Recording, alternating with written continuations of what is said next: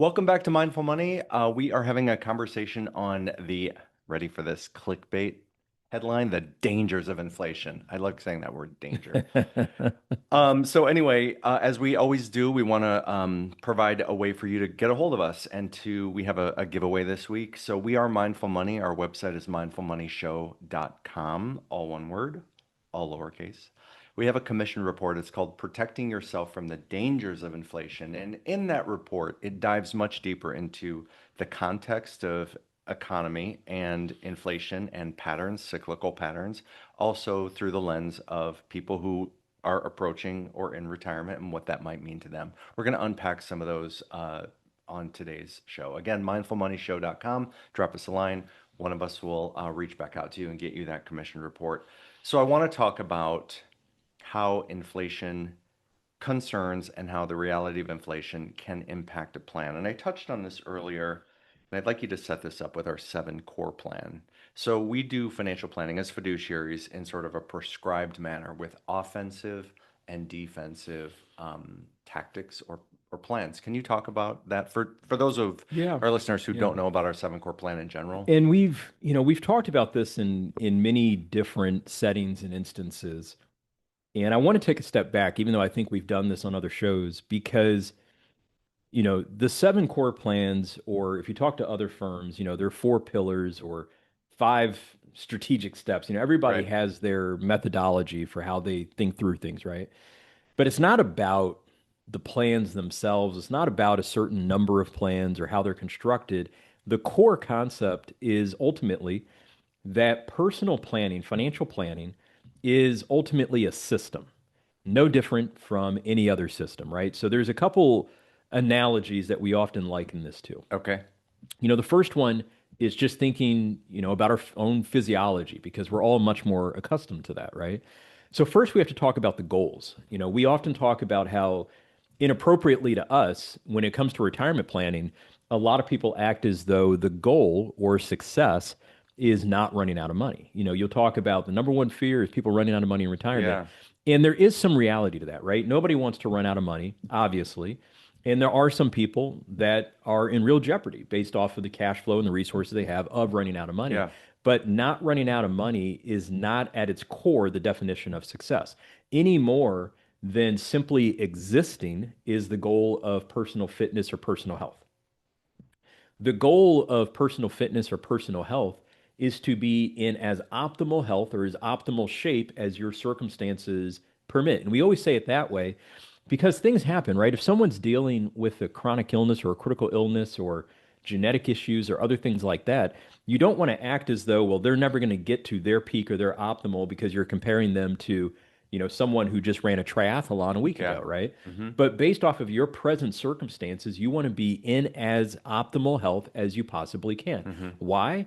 Because that allows you for the alleviation of pain to a good degree. It allows you to think and to act and engage in this world, right? It allows you to do the things you practically want to do, travel, eat Enjoy out, your walk life. around, enjoy your Be life, of service to garden, others if right? that's important to you. Yeah. Exactly, all those things. So it's not about being in optimal health just for the sake of being in optimal health. It's because when you're not in optimal health, it detracts from your ability to do the things you practically want to do in this world.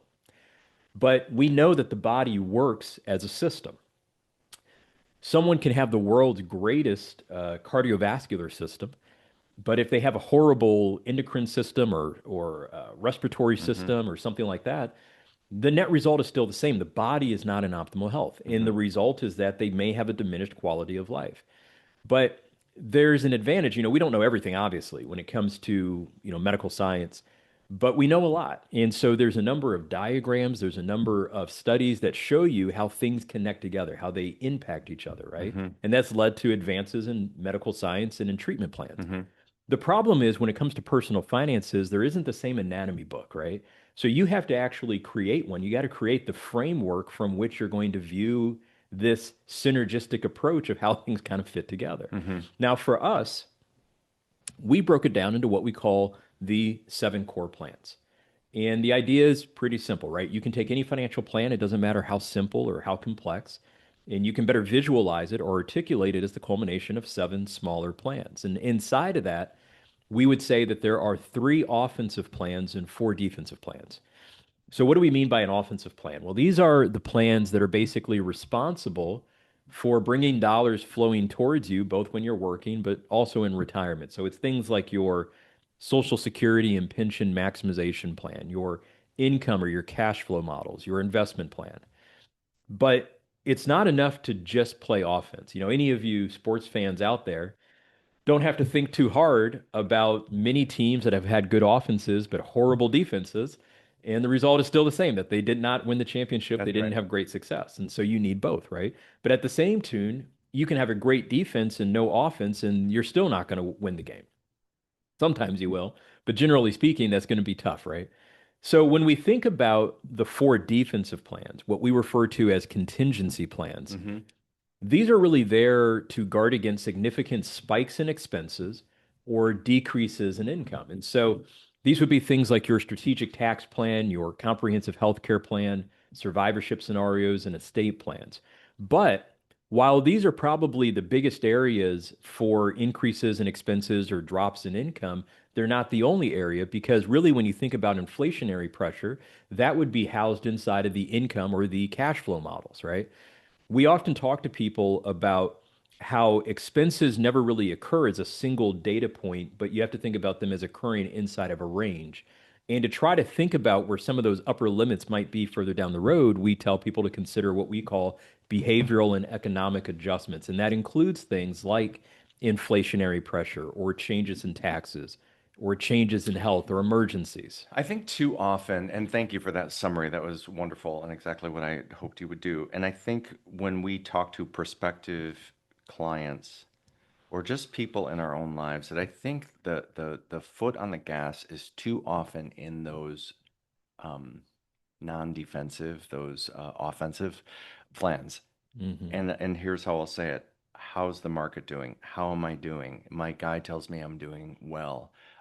The market's rallying. All of this is not really saying what it's saying. It's saying my income is not even income. My Yeah. my net worth is going to be okay because if I have this my assets and my wealth, sorry, I'm running a couple things on our computer here, that I will be okay. But that is a blind spot. It is because it gives you a false sense of how things actually work, right? Um, for example, if we're thinking about the impact of inflation over the Yeah. course of time, people will often talk about how um, they have to earn a good rate of return. They have to stay kind of aggressive, right? Mm-hmm. Because that's their hedge against inflation. Yeah. And what they're doing is they're pulling a snippet of something they heard or read, which is true, but there's a contextual element that surrounds it. Mm-hmm.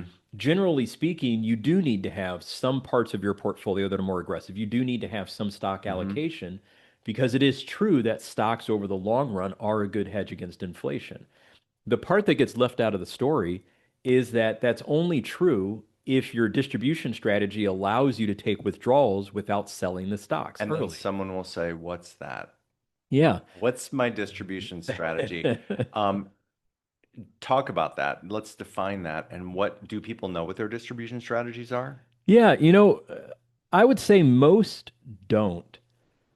But I actually was really encouraged because I had a conversation with someone earlier this week, Okay. and though they wouldn't have had the right, verbiage or label for it, they actually had taken the time to construct a distribution strategy, which I applauded them for. But Gold star. yeah, and we were able to give him some tweaks on it because I think there were ways for him to make it stronger. But the fact that he already had the framework and had thought through Yeah. it meant that we could start with the more advanced stuff. We didn't have to start with the basics, which is Yeah. always great, right? So when we talk about distribution strategies, what we're really talking about is methodology. So often we look at our investments based off of two key variables. We look at rate of return, we look at ending market value. Mm-hmm. And we simply say, I was here a quarter ago or a year ago, and now I'm here. And we then try to draw inference from that. And that data point does tell us something because it is true.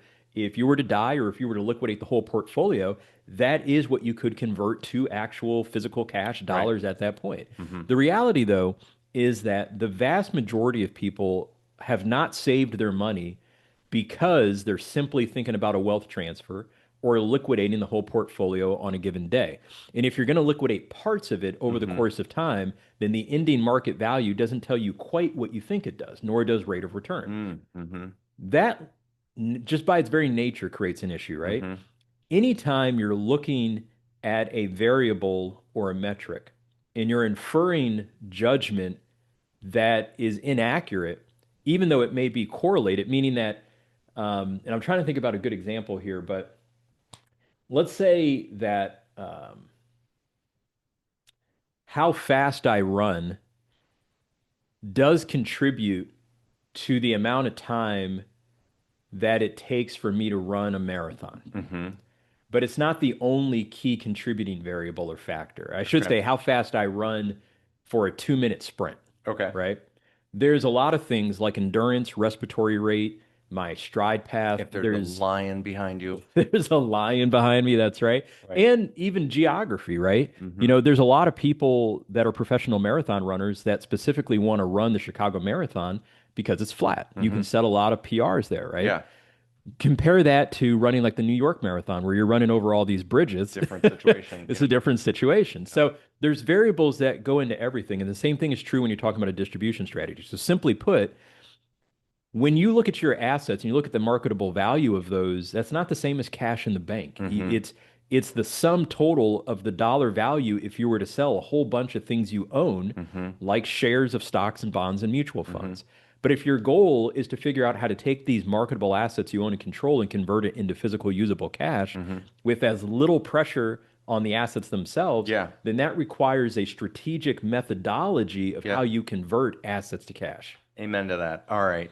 On that note, We're going to church. we're going to church. It's church time. Get your wallets out. I want some money. No. All right. We're going to take a quick break. You're listening to Mindful Money, and we'll be right back.